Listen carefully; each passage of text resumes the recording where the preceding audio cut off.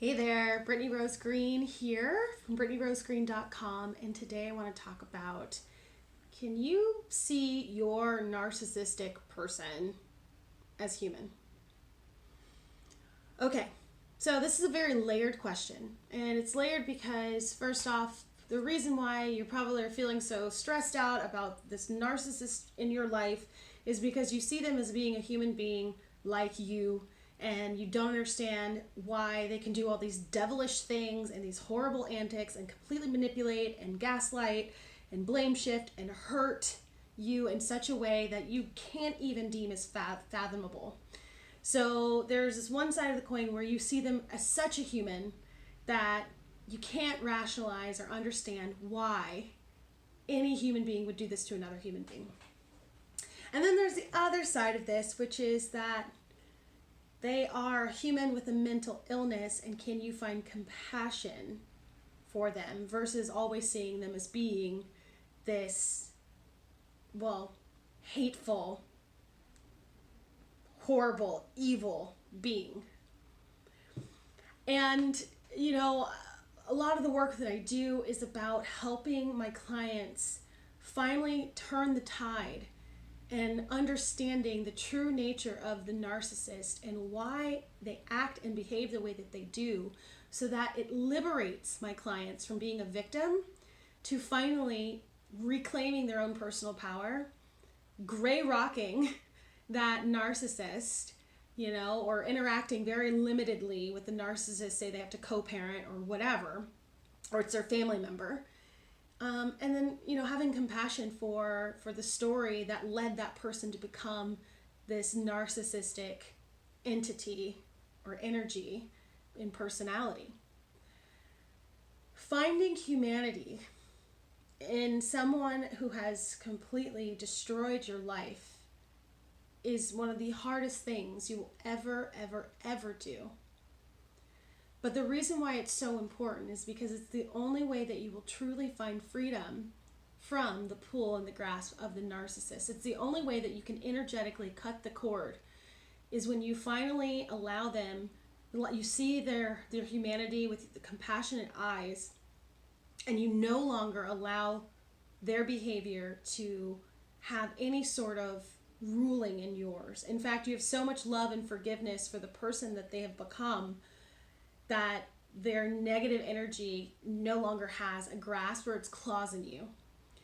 And again, this is like the hardest thing to do, because especially for those of you who are struggling with this, you might be struggling because you have to face this narcissist all the time. So if it's like your parent, and your parent is constantly belittling you, shaming you, doing things to make you feel like a little child again, and you just cannot seem to break out of this, a lot of it's because you have yet to see your parent as being just another broken human with horrible, unfathomable, disgusting, distorted, toxic, ways of engaging in their world, toxic coping mechanisms. So the way that you have kind of adapted to engaging in the world, if you've invested a lot of time and energy in narcissists over and over again, is that for some reason part of you feels like this is normal.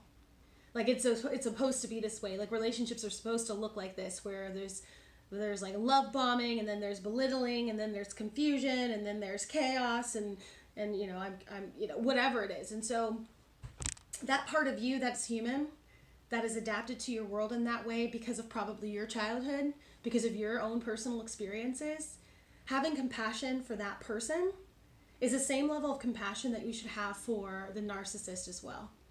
And I know, without a shadow of a doubt, that for those of you who hear this message, it is going to feel very, very triggering, because after being so just wrecked by a narcissist in your life, having and carrying so much shame and pain and guilt and discouragement for so long, it doesn't feel like compassion can ever come. But no one's ever saying that you have to, or I'm not saying that you have to outwardly forgive this person and like declare it and like say, I forgive you, I love you, let's get back together. Like, no, Not even a little bit.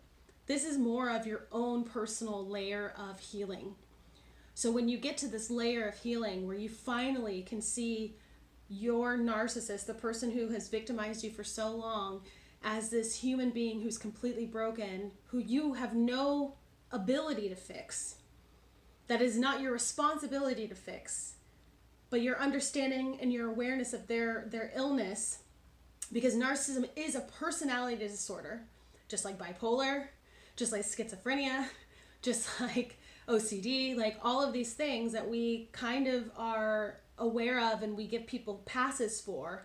But for some reason, narcissistic personality disorder, we do not give people passes for that. And it's probably, again, because unlike the other ones, narcissists don't really acknowledge that they have a problem, which makes it harder for it to be diagnosed, which also makes it harder for us to label them, right? And in that cycle, the people that they interact with also get conditioned into believing that they don't have a problem because the narcissist themselves believe that they don't have a problem. So it is a vicious cycle, and I completely understand that it's really hard to make that shift. But when you do, I just want to let you know that when you do, you will be liberated. You will finally be free from the energetic ties that this narcissist has had on your life forever.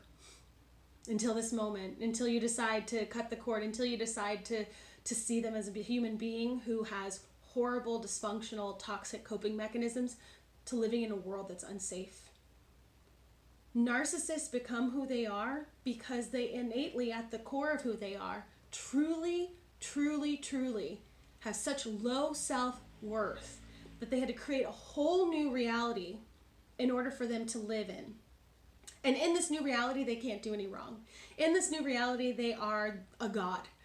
You know, every person, place, or thing is basically moving to their own beck and call. And if it doesn't, then they like cut it off, they push it away, they demean it, they make it look like very small, because it allows them to stay as a god in their world that they had to create in order to offset for such a low self-worth, such a low self-esteem. And so when you're attracted to a narcissist, part of your self-worth is also attracted to the same, you know, to the same thing, to the same personality type, which is a narcissist who, again, like, is in the beginning, you know, love bombing you and telling you everything that they want to hear from you, and they want to be admired and adored, and part of you really loves feeling that way, which is why when you lose it, you spend a lifetime trying to gain it back from the wrong people. So this message is for any of you still struggling out there with the narcissist and identifying their humanity and like how this behavior came to be, how our society is also facilitating this. I mean, it feels like in itself it is like, you know, it's going around so many people, or we're discovering so many people who have it or who've been victimized by it. So it feels like it's everywhere. And truly, that's the only way that you're going to be liberated is if you can find the compassion. And then, of course, give yourself compassion for falling in love with someone that you didn't realize was a narcissist. You didn't realize that this person would hurt you. There was nothing you ever went into this relationship feeling. And then once the energetic cord was there, it was just hard to cut it off. It was hard to cut ties, especially if it's in your family. It's really hard to cut those familial ties that go generations and generations back. So you just have to give yourself compassion and the compassion for the person who has victimized you, and then you will be liberated. If you have any questions about this, if you have any comments, please leave them below.